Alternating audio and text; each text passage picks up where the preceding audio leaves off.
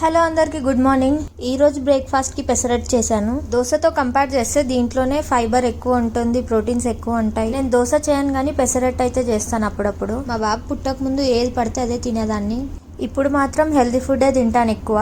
ఈ పెసరట్టుని నానబెట్టి చేసుకోవచ్చు, అప్పటికప్పుడు కూడా చేసుకోవచ్చు. నేనైతే ఓవర్ నైట్ నానబెట్టాను. ఒక కప్పు పెసర్లకి పావు కప్పు బియ్యం వేసి నీట్గా ఒక 2-3 టైమ్స్ వాష్ చేసుకొని నానబెట్టుకున్నాను నైట్ అంతా. సో మార్నింగ్కి మంచిగా నానాయి. ఇప్పుడు దీన్ని మిక్సీ జార్లోకి ట్రాన్స్ఫర్ చేసుకోండి. 1 టీ స్పూన్ జీలకర్ర, 3-4 పచ్చిమిర్చి, 1 ఇంచు అల్లం మంచిగా కట్ చేసి వేసుకోండి. దీంట్లో టేస్ట్కి తగినంత సాల్ట్, కొంచెం వాటర్ వేసి మంచిగా మెత్తగా బ్లెండ్ చేసుకోండి.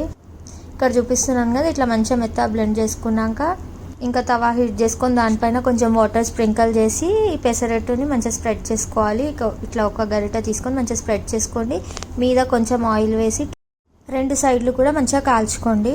ఇప్పుడు మీ ఇష్టమైన చట్నీతో సర్వ్ చేసుకోండి. అంతే, వేడి వేడి పెసరట్టు రెడీ. చాలా హెల్తీగా, చాలా ఈజీగా, సింపుల్గా చేసుకోవచ్చు. వీక్లీ 1-2 టైమ్స్ అయినా చేసుకోవడానికి ట్రై చేయండి. దోశ కంటే ఇదే చాలా బెటర్. అలా అని దోశ హెల్తీ కాదని నేను అనను. ఆయిల్ తక్కువ వేసుకుంటే బాగుంటుంది. దాని ప్లేస్లో గీ కూడా వేసుకోవచ్చు. నేను బ్రేక్ఫాస్ట్లోకి ఏదైనా చేస్తే మళ్ళీ 1 వీక్ వరకు అయితే అది రిపీట్ చేయను. వేరే